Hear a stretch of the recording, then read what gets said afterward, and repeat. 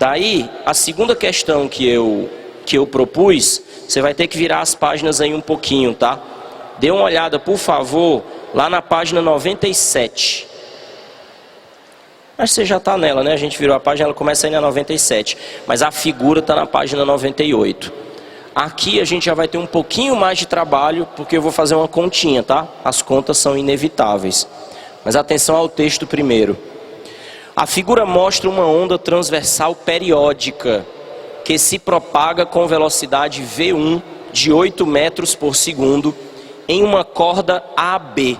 E aí você olha para a figura, se quiser olhar para o slide tudo bem, se você quiser olhar no teu livrinho, está na outra página. Mas é importante olhar os pontos A e B. Cuja densidade linear é μ1. Vamos organizar a informação? Queria que você destacasse aí onde está escrito densidade linear. E essa letrinha que parece um U, é uma letra do alfabeto grego que chama Mi. Então vale a pena a gente saber, né, caso a gente não lembre, porque vai aparecer vez ou outra em física. Essa corda está ligada a uma outra, BC, aí você olha para a figura de novo, cuja densidade é μ2. Sendo que a velocidade de propagação da onda nesta segunda corda é 10 metros por segundo. Ele pergunta qual o comprimento de onda quando se propaga na corda BC. Eu queria fazer alguns comentários contigo. Vamos tentar trazer para o nosso cotidiano. Às vezes você tem que colocar uma rede em armadores, e aí os armadores são muito distantes ou a rede é muito curta, e aí hoje em dia você tem molas, tem correntes, mas vamos pensar que você ainda está nas antigas e tinha que amarrar com corda. E aí eu não sei vocês, mas eu nunca aprendi a dar um nó na corda que bota a rede, então até hoje eu ainda apelo para o meu pai.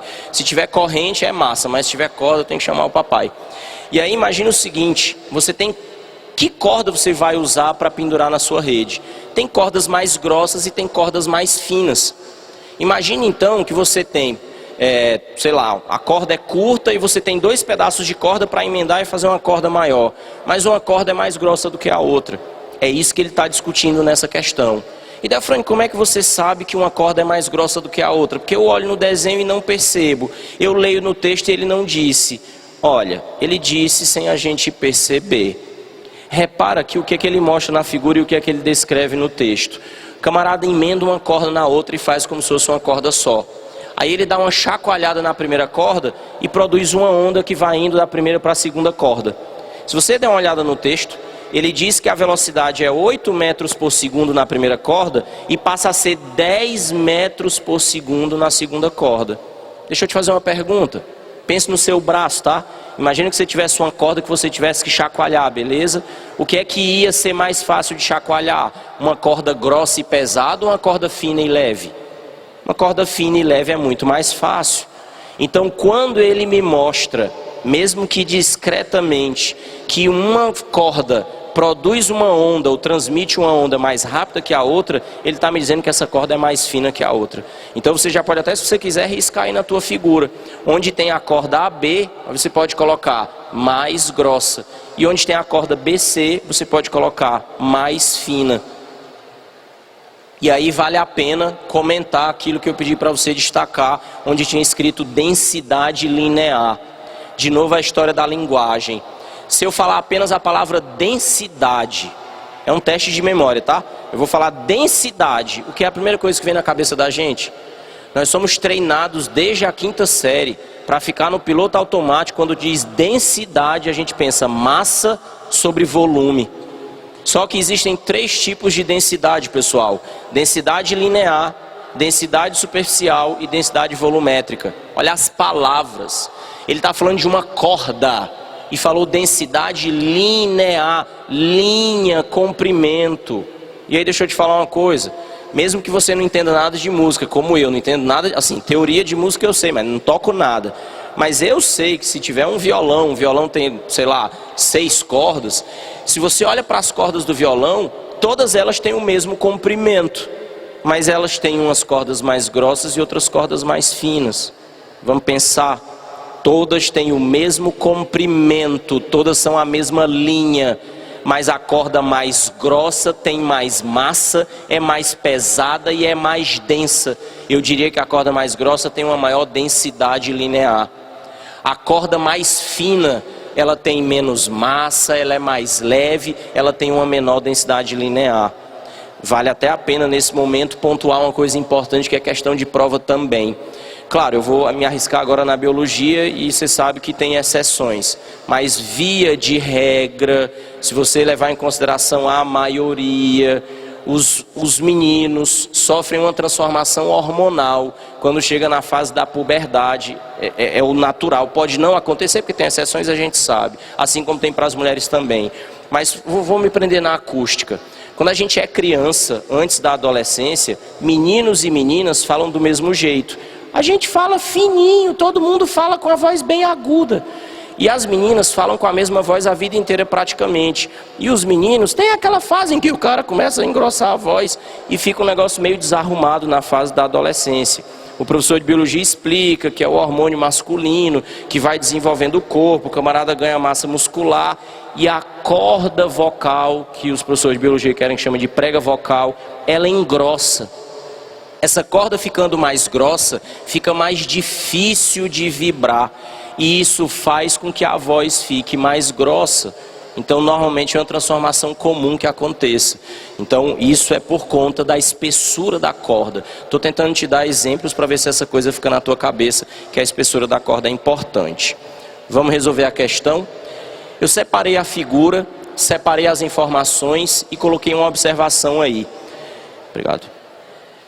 As frequências das ondas nas duas cordas são iguais entre si e iguais à frequência da fonte. Isso é uma coisa fundamental para você levar para casa hoje. Mas você vai escrever da seguinte maneira. Escreve aí, eu vou dizer e você anota. Na refração, escreva assim, na refração, a frequência da onda não muda. Escreva desse jeito, tá? Na refração, a frequência da onda não muda. É essa anotação que você vai levar dessa questão. Na refração, a frequência da onda não muda. E aí vou te dar um toque aí, que é a experiência de prova, beleza? Repara o que é que ele está fazendo nessa questão. Ele está comparando duas cordas. Escuta o que eu te falei. Comparando. Isso é extremamente comum em prova de física, tanto faz se é mecânica, termologia, ótica, ondas ou eletricidade. Compara dois movimentos, compara dois espelhos, compara dois circuitos elétricos, compara duas ondas, compara duas cordas. Toda vez que você pegar uma questão na prova de física que estiver comparando duas coisas, você vai se perguntar qual é a grandeza em comum que as coisas comparadas têm. E acabei de te dizer, é a frequência. E aí, vocês já estudaram a equação fundamental da ondulatória, que relaciona a velocidade de uma onda com o comprimento da onda e com a frequência. Então eu só fiz desenvolver a matemática. A frequência 1 é igual à frequência 2. A frequência é a razão entre a velocidade e o comprimento de onda. E aí nesse momento eu queria chamar a atenção para uma coisa nessa questão. Você não pode ser afobado na hora de resolver as questões. Uma das habilidades que se pede na matriz de referências do Enem, está escrito lá várias vezes na matriz de ciência da natureza, que o aluno seja capaz de demonstrar conhecimentos de física, obter relações entre as grandezas e captar relações entre dados, mostrados em tabelas, em gráficos, em figuras. Então é preciso tomar muito cuidado com as figuras que aparecerem lá. Eu mostrei de novo aí a figura da questão. Você vê que tem uma cota de medida mostrada nessa figura, 6 metros. Já vi gente perder essa questão porque no comprimento de onda quer escrever 6 metros. Mas, olha, não tira o olho da figura, tá? Me escuta, mas não tira o olho da figura. Ó, você viu o que eu fiz? Os 6 metros divididos em 3 partes iguais, ó. Cada parte, evidentemente, tem 2 metros. O que é o comprimento de onda? Você tem que se concentrar nisso, ó. Olha, os 6 metros que ele mostra na figura, dividido em 3 partes de 2 em 2. O que é o comprimento de onda? O comprimento de onda corresponde a 2 barriguinhas.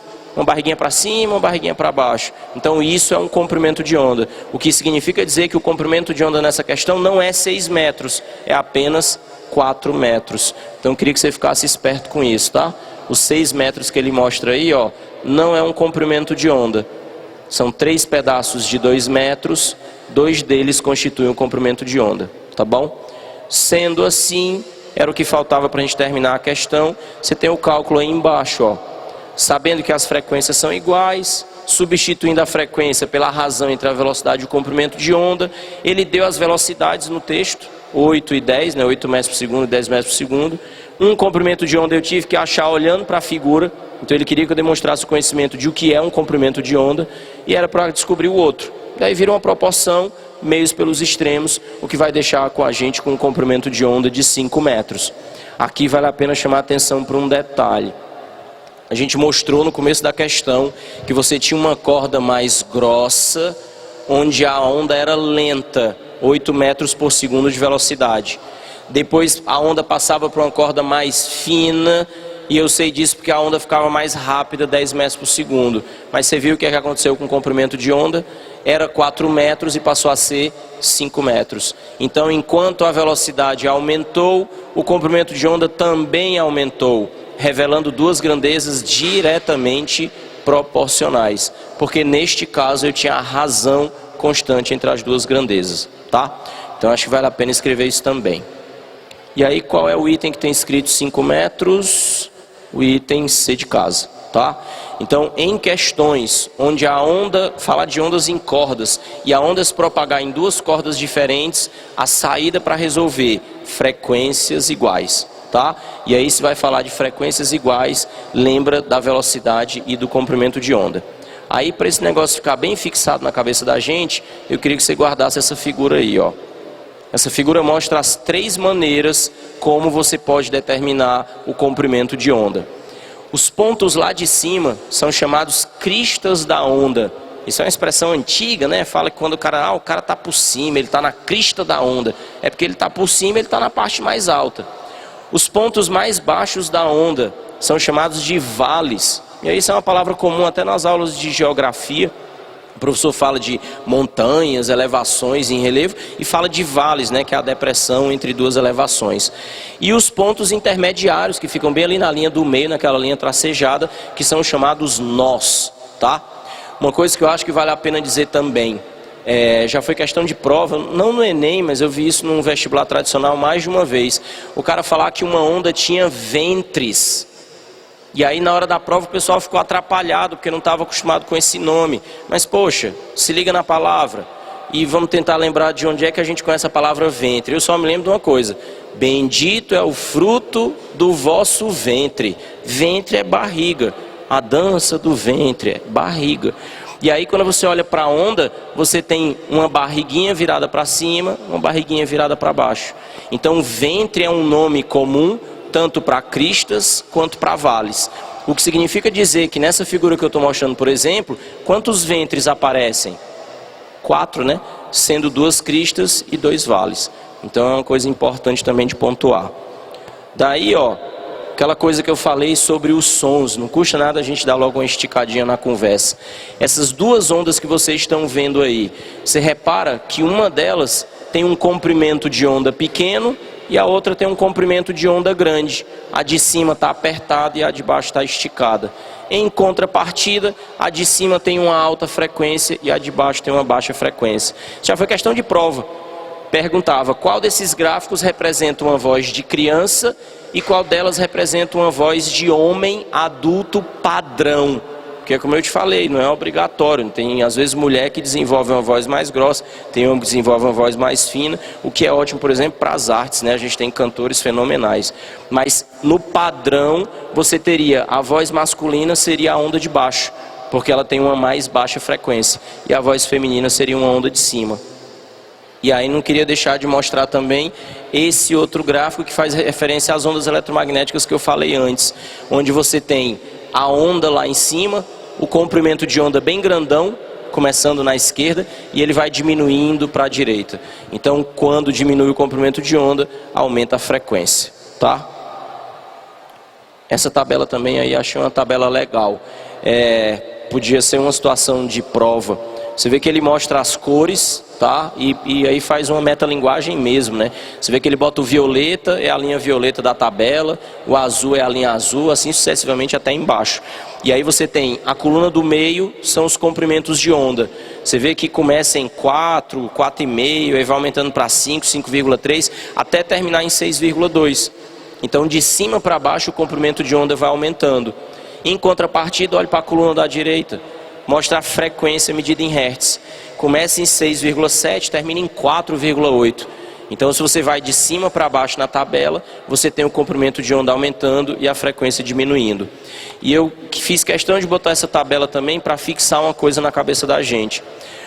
Às vezes vejo gente estressada na véspera da prova, querendo decorar coisas e tal.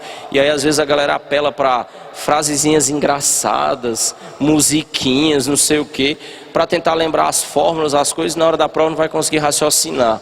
E a gente não precisa disso, cara.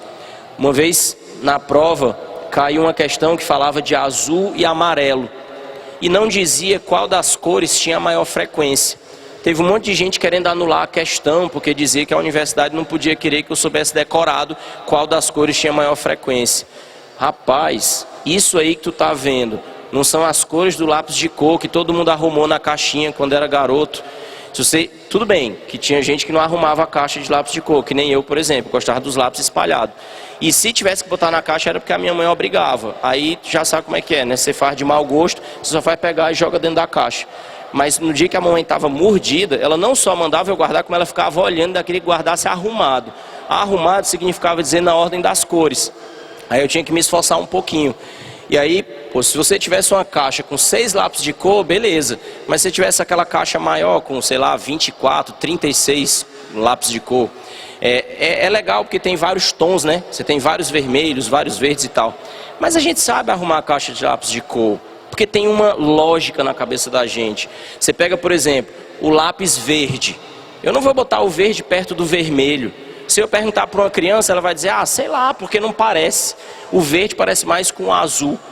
Você pega um lápis de cor amarelo, amarelo parece com vermelho. Então preste atenção, vermelho lembra de infravermelho.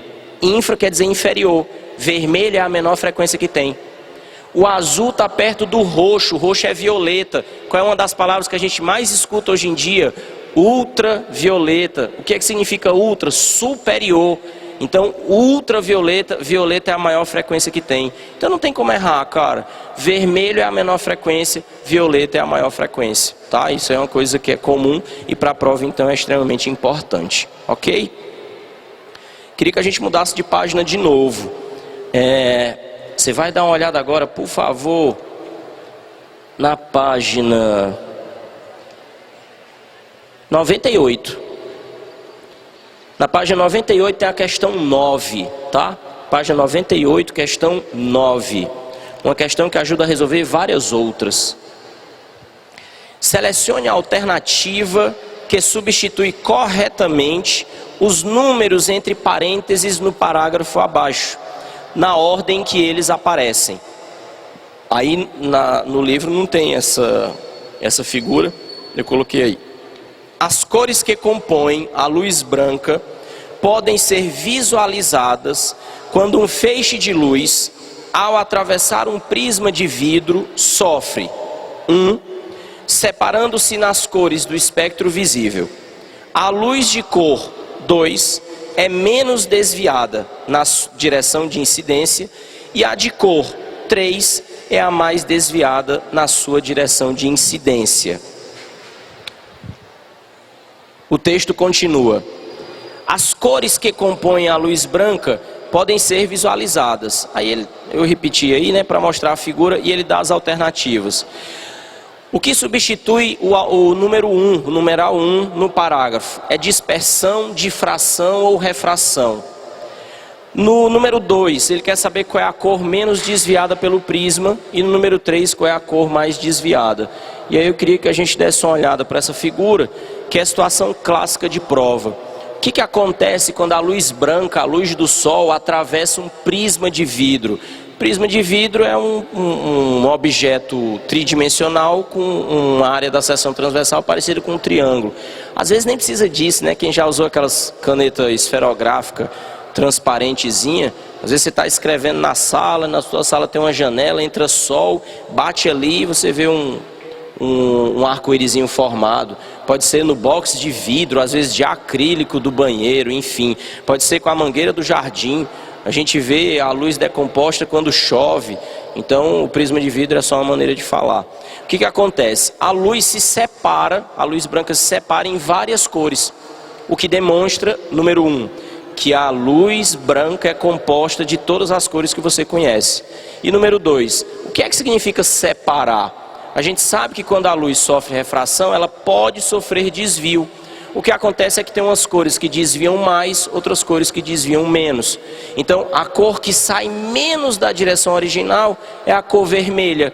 Essa é a que sofre menor desvio. Então, lá naquele parágrafo da questão já seria o numeral 2. A cor que sofre mais desvio, a que sai mais da direção original, é a cor violeta, que seria, no caso da nossa resposta que a gente está procurando, o numeral 3. Quanto aos fenômenos, ele pede para classificar em reflexão, difração ou dispersão.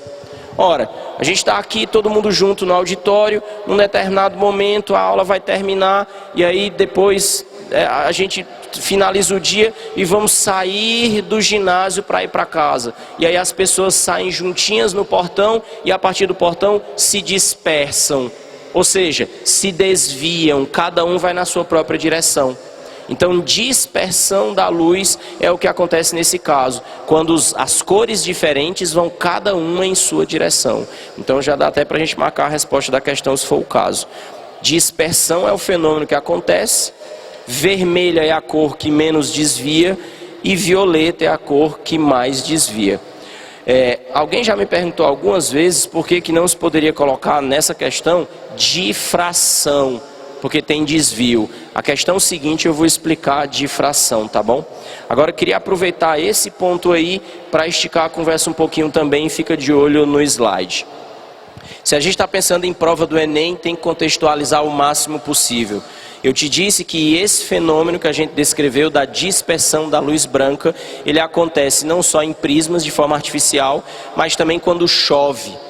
Quem explicou esse fenômeno pela primeira vez com esse grau de precisão foi o Isaac Newton, o mesmo cara das leis de Newton. Olha o que é o raciocínio. Primeiro, a gente é criado desde criança fazendo pintura com lápis, acabei de falar de lápis de cor, e a gente tem o costume de pintar o sol de laranja. No meu tempo chamava amarelo queimado. Quando você não tinha o laranja, a gente pintava de amarelo e depois tacava o vermelho por cima, que ficava bem invocado assim. Depois a gente aprende nas aulas de física que a luz do sol não é laranja, ela é branca. O que é um negócio estranho, porque não é da nossa experiência. A gente olha para o céu e não vê o sol branco. A gente vê o sol laranja, mas é porque tem a atmosfera. O pessoal que está lá fora no espaço, na Estação Espacial Internacional, por exemplo, se eles conseguem visualizar o sol, eles percebem a radiação branca. Então essa radiação branca, quando entra na atmosfera e entra nas gotas de água que estão em suspensão no ar, porque quando chove tem muita umidade do ar. Então cada gota dessa pode funcionar como um prisma. E aí acontece com a luz branca o que está acontecendo aí, ó.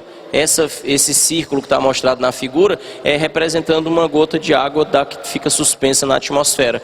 Quando a luz entra, você tem o desvio da luz. O vermelho desvia um pouco, o violeta desvia mais. O detalhe é que a luz entra de um lado, mas não consegue sair do outro lado da gota. Ela é refletida dentro da gota, formando arco-íris como a gente vê. Aí eu procurei colocar uma fotinha do lado. O detalhe é que em situações muito raras, você pode ter um fenômeno chamado de arco-íris duplo, que é quando, dependendo do ângulo, né, se a luz entra mais baixo na gota, ela reflete 2 vezes dentro da gota, e aí então você tem 2 arco-íris formados. Não sei se você já teve o prazer de ver um negócio desse ao vivo, às vezes você vê 2 arcos. E o detalhe é que nesse caso as posições das cores são trocadas, são invertidas, exatamente por conta da angulação. Mas sempre que fizer referência a arco-íris numa prova, você vai lembrar de 2 fenômenos: dispersão da luz e reflexão total da luz. Eu acho que você devia até anotar isso daí, né? Vamos anotar? Nessa questão aí que a gente resolveu, é a questão 9, né? Na página 98. Você vai botar como anotação, coloca assim, ó, arco-íris, com hífen, tá? Arco, hífen, íris. Aí você põe igual, vamos escrever como se fosse uma equação mesmo. Igual, dispersão mais reflexão total. Onde tem arco-íris, tem dispersão e tem reflexão total, tá? Que são os dois fenômenos importantes. Questão 10.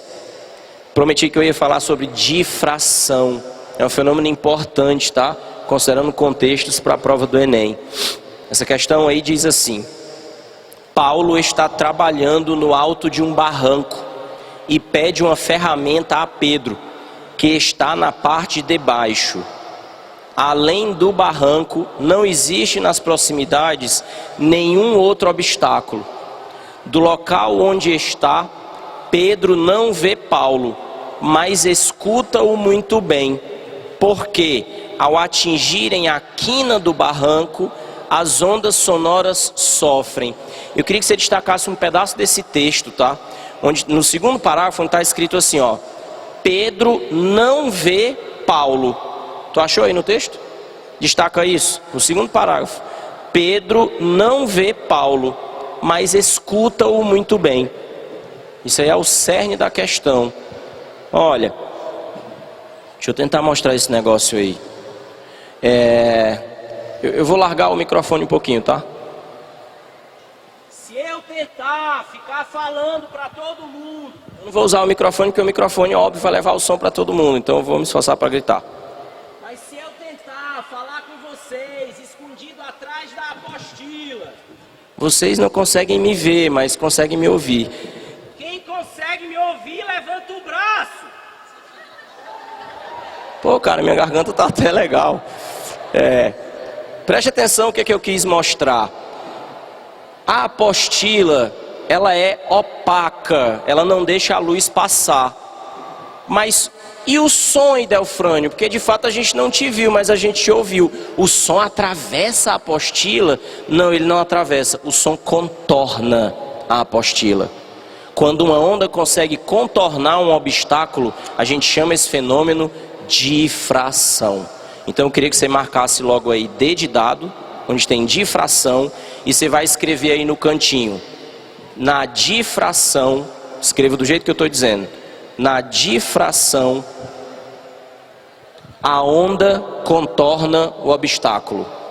Na difração, a onda contorna o obstáculo. Na difração, a onda contorna o obstáculo. E eu queria que você desse uma olhada aí no slide que eu estou mostrando. Essa figurinha, pelo menos a de cima, tem no material de vocês também. Essas linhas cinzas representam ondas, como as ondas que são feitas na superfície da água, e elas tentam passar por uma fenda, é um obstáculo. E aí na primeira figura, na da esquerda, você vê que a abertura é muito grande e as ondas passam com facilidade. Na segunda figura, a gente tem uma fenda menor. E aí, para que a onda consiga passar, ela acaba deixando de ser uma onda reta e passa a ser uma onda curva. O que você tem aí é a onda contornando o obstáculo. Então tem uma coisa importante, preste atenção. Idelfrânio, por que que as ondas de som conseguem contornar a apostila? E esse fenômeno eu vejo também, obrigado, quando eu estou em casa e aí estou lá dentro do quarto e a mamãe taca o grito lá da cozinha e eu consigo ouvir. Quer dizer então que o som vai contornando as paredes até chegar onde eu estou? Mas e por que que a minha mãe não consegue ver? Ainda bem, porque ela não vê o que é que eu estou fazendo.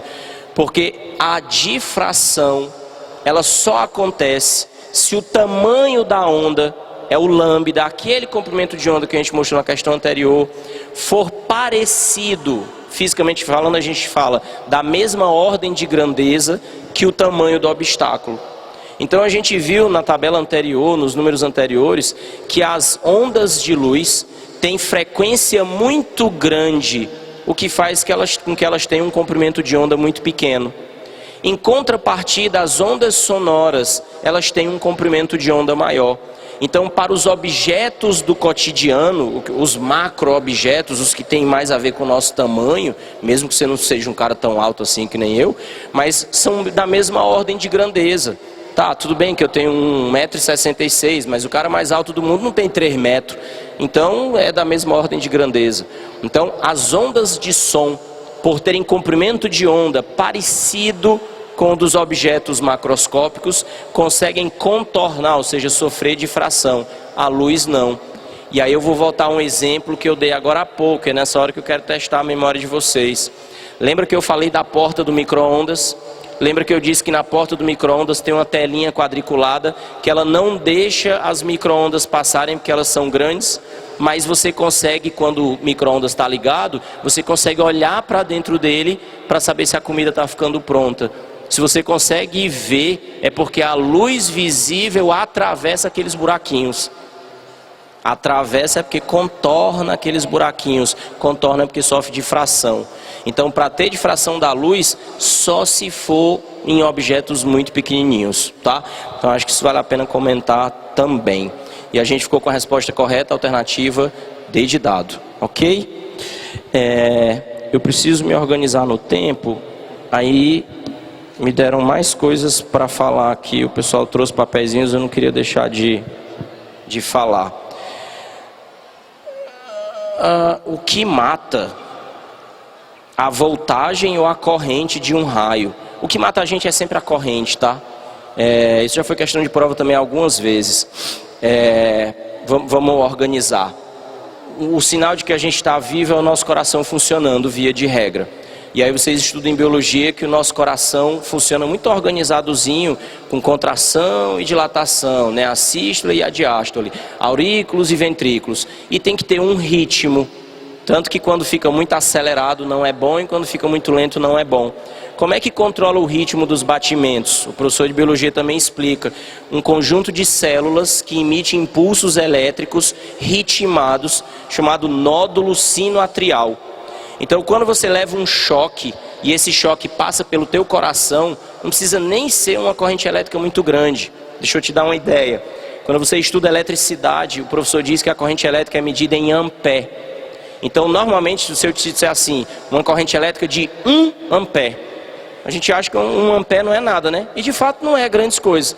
Mas sabia que uma corrente, 10% disso, 0,1 ampere, se ela passar pelo teu coração, o cara pode ter uma parada cardíaca, porque desregula o nódulo sinoatrial. E para ter uma corrente dessa não precisa ter uma voltagem muito grande. Então o problema do choque elétrico não é a voltagem, é a corrente. Agora, claro, no caso do raio, que foi o que as pessoas perguntaram aqui, a voltagem é enorme, tá? Então chegando mais papelzinhos e Ei galera, vamos segurar a onda dos papeizinhos, tá? Porque os papéis aumentam, mas o tempo não. O Exiliano já tá ali, ó. E o meu amigo é um dos que mais toma cuidado com o horário e eu vou ser correto com ele, tá? Eu vou aqui até onde der. Qualquer coisa eu fico aqui um pedacinho depois para responder pergunta, tá? Qual a diferença entre refração e dispersão luminosa? É isso aí, a gente acabou comentando, né? Na refração você tem o desvio e na dispersão você tem a separação das cores. Tem um outro aqui. Quanto maior a densidade, maior a frequência da corda. Depende. Né? A gente falou que depende de como a corda é tensionada, depende de onde é que a corda é tocada. Cuidado com essa afirmação. Nada em física depende de uma grandeza só. Sempre são várias grandezas. Isso aqui precisava de uma aula só para falar sobre isso. Mas não depende só da densidade. É verdade que quando as micro-ondas... Não, é que eu li fígado, ó. É ligado. É verdade que quando o micro-ondas está ligado, não podemos ficar na frente, que podemos contrair o câncer. Olha, o forno de micro-ondas tem aquela tela para não deixar as micro-ondas saírem, né? Mas o pessoal é apavorado com a história de onda, de achar que as ondas eletromagnéticas causam câncer. Se for, tá lascado, velho. Foi a primeira coisa que eu disse na aula. As ondas eletromagnéticas são luz. O infravermelho, ultravioleta, tem em todo canto, não tem como você se esconder. Vou te dizer uma. Se um camarada inventasse um casulo para te proteger de todas as ondas eletromagnéticas do mundo exterior, beleza? Você emite ondas eletromagnéticas. E aí, como é que faz? Então, não, o forno de micro-ondas não causa câncer, pelo menos até onde se sabe. É o último papelzinho, tá? Professor, o senhor disse que a luz não sofre difração, mas quando a luz solar bate na Lua, satélites, etc., isso não faria uma sombra na Terra? Faz, só que isso não é difração, né? Difração é quando contorna. E isso é uma coisa legal sobre a luz. Tu imagina que a luz conseguisse contornar os objetos macroscópicos. Não existiria sombra. Aí não tinha eclipse, não tinha aquela brincadeirinha que a gente faz com a mão quando falta energia, que acende a vela, fazendo cachorrinho, bichinho. Tá? Isso não tem a ver com difração. Beleza? Bom, vamos para a última. Eu tenho 5 minutos, vai dar certinho. Vaciliano, estou no horário, meu velho. Pessoal, na página 99, uma questão importante que relaciona ondulatória com mecânica, tá? A figura mostra 2 fotografias de um mesmo pulso, isso aí é na página 99, a questão número 5. 2 fotografias de um mesmo pulso que se propaga em uma corda de 15 metros de comprimento e densidade linear uniforme, tensionada ao longo da direção X.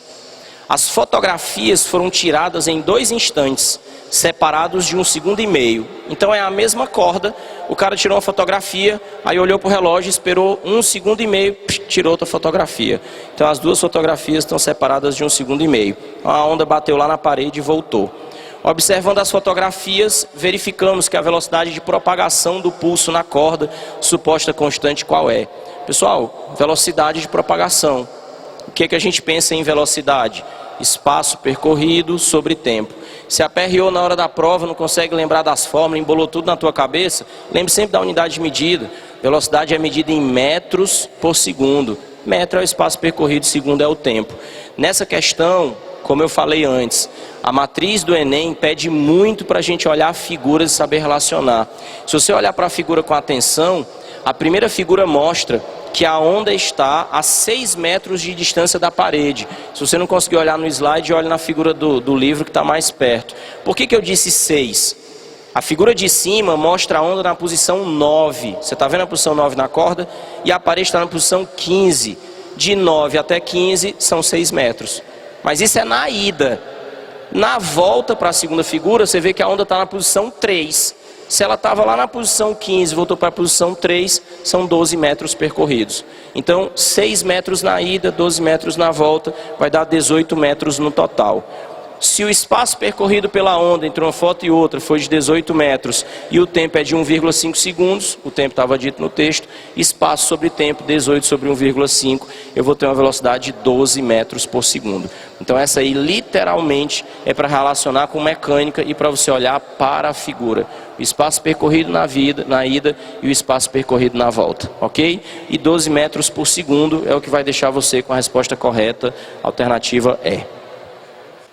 Tá.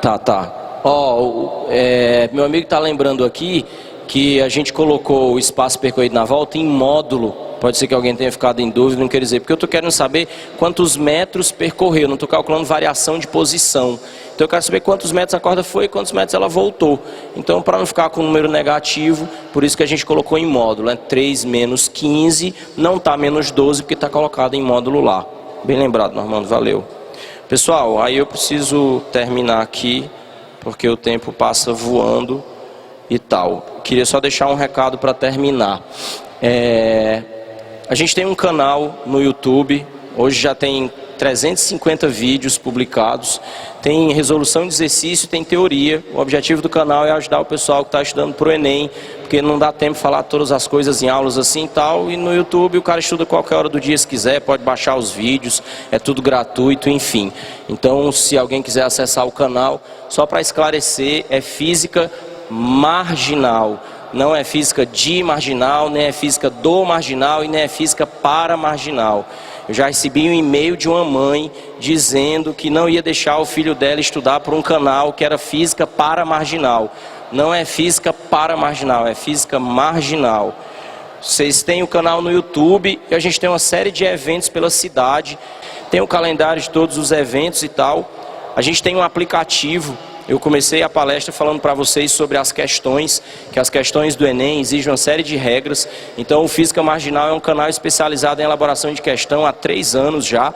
Eu tenho mais de 300 questões publicadas e você consegue todas elas no teu celular, basta baixar o aplicativo. E Delfrânio, onde é que eu pego? No site fisicamarginal.com, é gratuito, etc, etc. Enfim, era isso daí, obrigado, valeu, 4 horas em ponto, até mais.